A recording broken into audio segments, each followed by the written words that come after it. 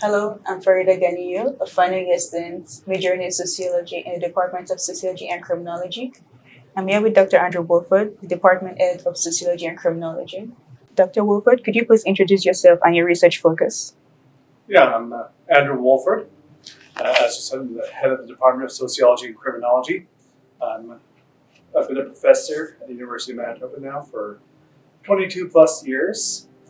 My research area is in the area of genocide studies primarily. I also do some work on conflict resolution, restorative justice, but most of my focus has been in the area of genocide studies, specifically focusing on settler colonial genocides on Turtle Island here in North America against Indigenous peoples of this continent. But I do branch out and look at other situations of genocide around the world. How do you see your research contributing to the understanding of contemporary societal issues such as systemic inequality or social justice? My research contributes in different ways. So sometimes I contribute through my writing, hoping to reach a broader audience, whether I'm engaging in writing for an academic audience, for students, or in newspaper articles, magazine articles, trying to reach a broader audience. So trying to inform people about historical and contemporary events related to genocide is one of the things I would do to try to influence injustice and the injustice of the Canadian past in particular. Another approach I might take is through trying to amplify the voices of survivors as experts in their own experiences. People who have lived through the residential schooling system, for example, trying to create venues for them to speak and share their stories. And one of the ways I do that is through community-based research with members of usually the survivor community. So specifically working right now with the Assiniboia Residential School Legacy Group, a survivors association from the Assiniboia Residential School that was located here in Winnipeg, operated from 1958 to 1973. And we work together to educate the public about Assiniboia, to create events for survivors to connect with one another, as well as to seek resources to ensure the long-term remembrance of Assiniboia and that community and what they experienced at that school. In what ways do you believe your findings can influence public policy or community practices related to your area of expertise? Yeah, I mean, sometimes we influence public policy simply through providing new information. So I do archival research.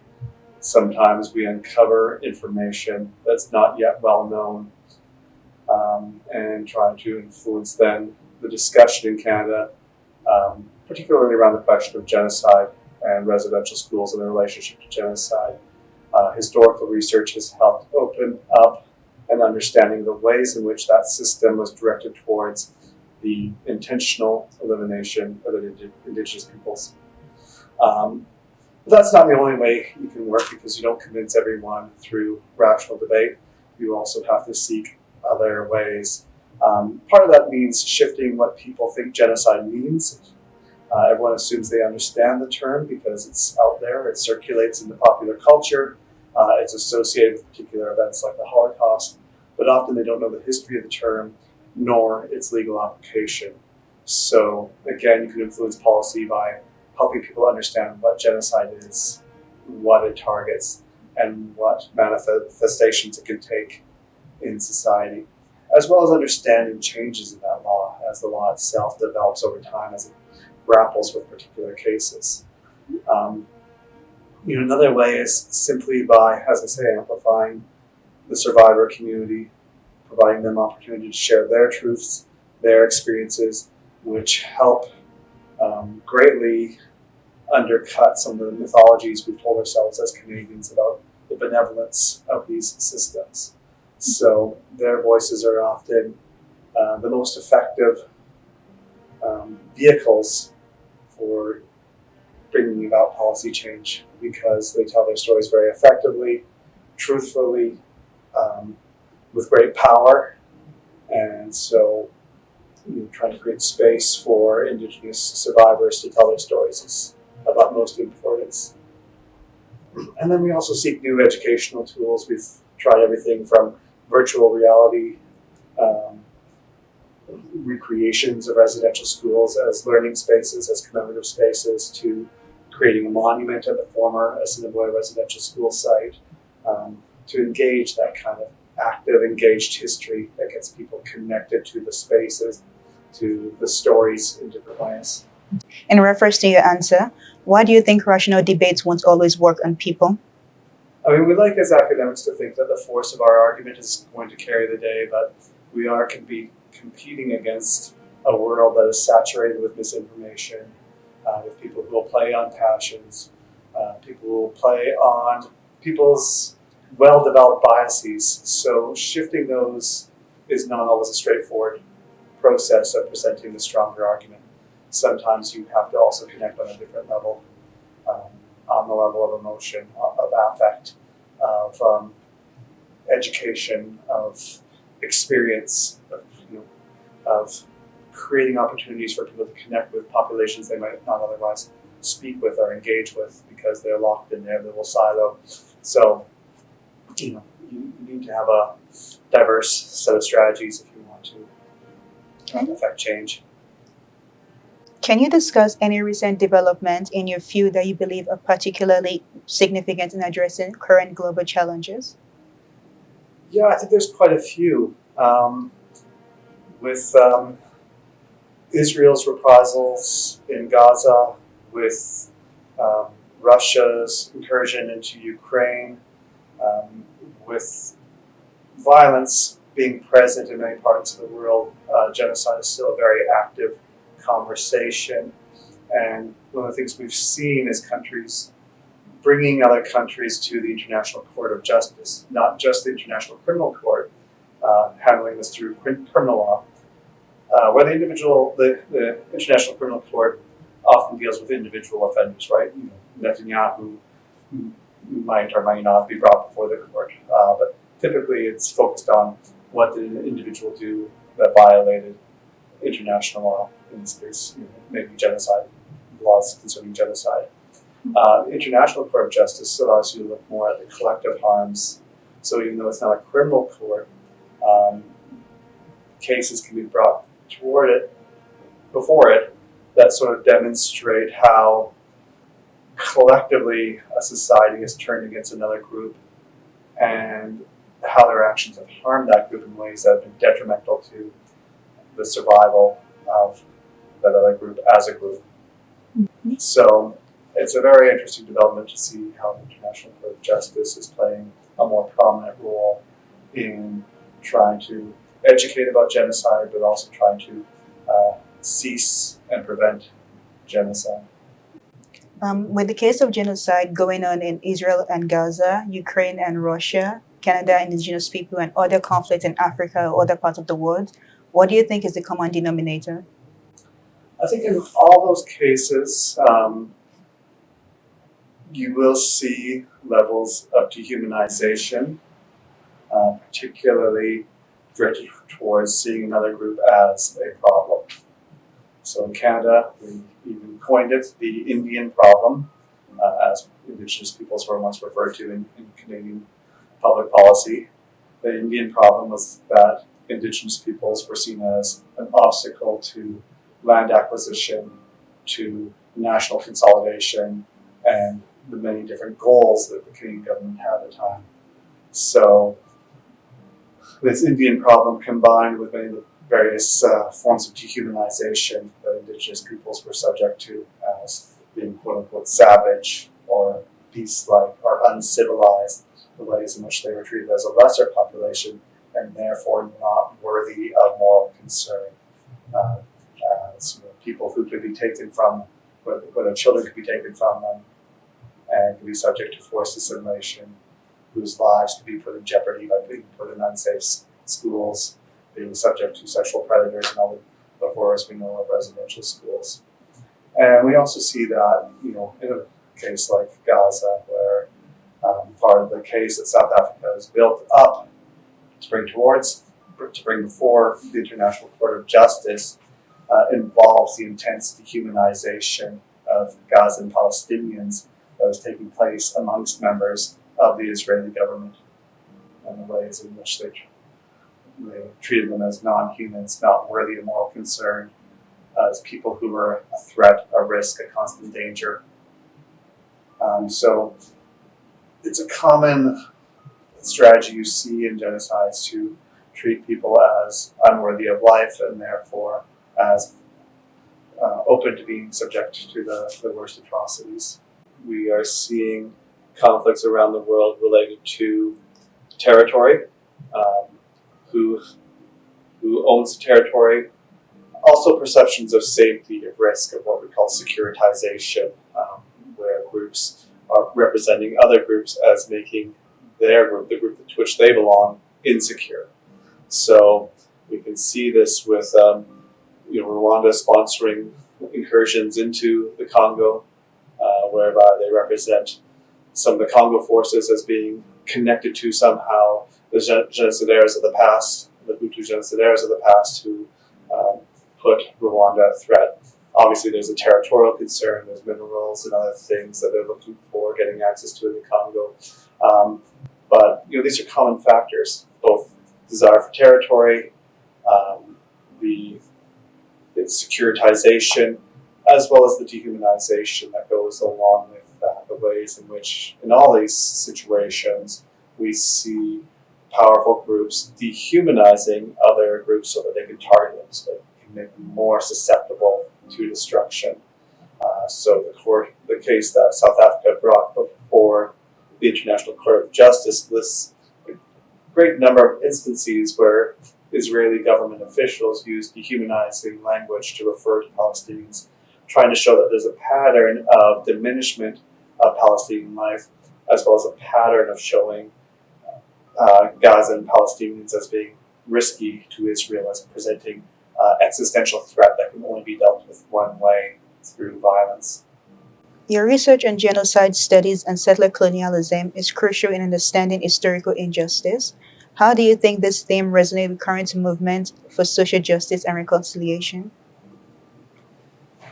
Yeah, I think when I started out on this topic, um, it wasn't discussed as widely. So I started working on genocide in Canada before the Truth and Reconciliation Commission, at a time when it was a fairly marginal discussion. You were automatically branded a radical if you were bringing up this topic. It was assumed that you had some axe to grind. Where I legitimately felt like I saw fit for it within genocide studies literature that Canada was a missing case, and was always curious about how this didn't register. And when I went in as part of my PhD dissertation research, I interviewed many elders and chiefs, and they were often using this term genocide, genocide, genocide. And I would go to my professors and say, oh yeah, this elder used the term genocide. And sometimes the professor would just give a wave of the hand and say, well, they're just politicizing this topic. They don't understand what genocide is. But that wasn't my feeling that I got from the elders and chiefs. They did understand what genocide was, and it was the only term they could find that adequately described the level of destruction their communities experienced through Canadian settler colonialism. So part of my early project was just to sort of open up this conversation, play a part in getting recognition for Canada as a case of genocide, both internationally and within Canada.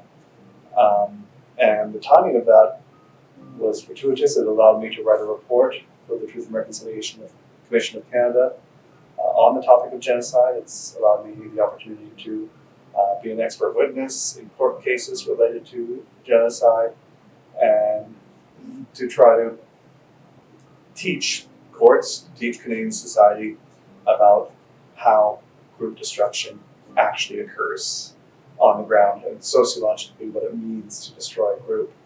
Why do you think there's a huge denial in the residential school? Do you think it's lack of acknowledgement, lack of accountability, or just lack of knowledge in general? I think denial exists in every situation where a nation, a group is being asked to confront its past. That's difficult to work. We often want to purify our identities. We want to purify our histories and to think that we are a noble people, which I'm not sure any group can make that claim entirely, that every group has some part of its history that's a little bit unsavory that needs to be revisited. And healthy societies actually go through that conversation all the time and challenge those moments of bleakness, of violence, and seek to grow and learn from them. But there's always going to be some who seek to deny that. So I think there's there's an emotional level where this happens, where people want to purify their identities, their national identities. Then there's also sort of a contrarian spirit that wants to go against, once something becomes accepted and acknowledged, there's always going to be people who want to challenge that and to pull that down. So there's different motivations that you can see from different actors. I don't think there's one denialist out there.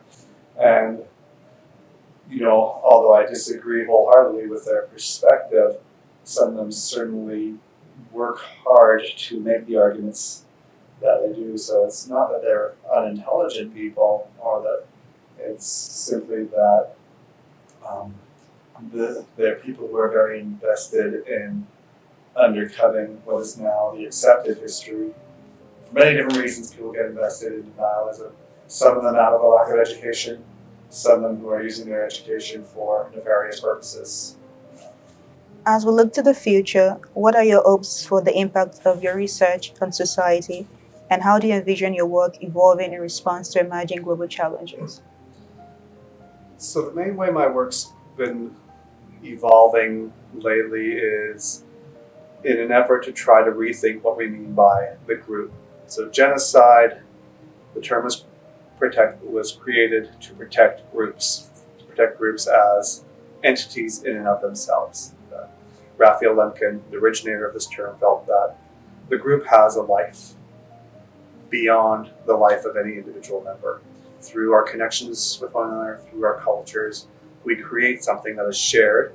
It's often contested, conflictual space. It's not like a neat and tidy package always, but it's a space of meaning making, a space of belonging in which we can feel a part of a history, part of a lineage. So I want to expand that notion of group to also understand the ways in which non-human or more than human entities are also part of our groups. So the land is part of our group. Different animal species, non-human animal species, companion species might become part of our group.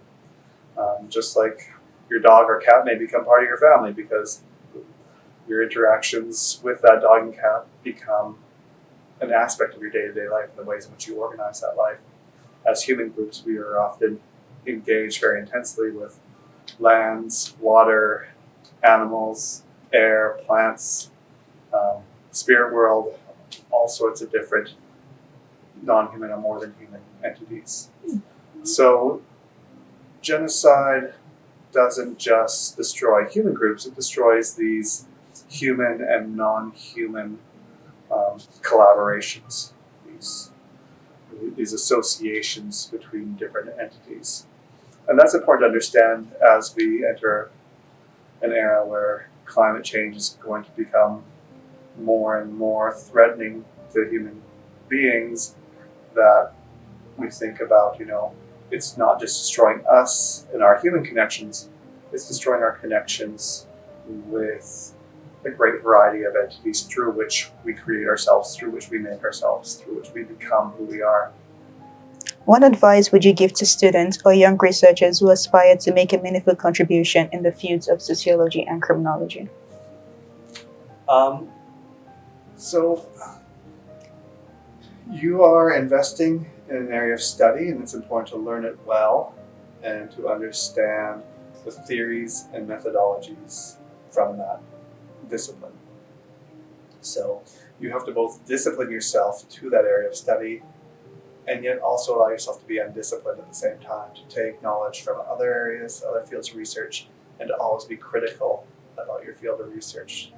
To ask, what is it not asking? What is it not seeing? What are its limitations? So, you have to try to walk both in the world of the discipline and step outside and look at it with a critical eye. Can't wait to see what your future research entails. Thank you. Thank you.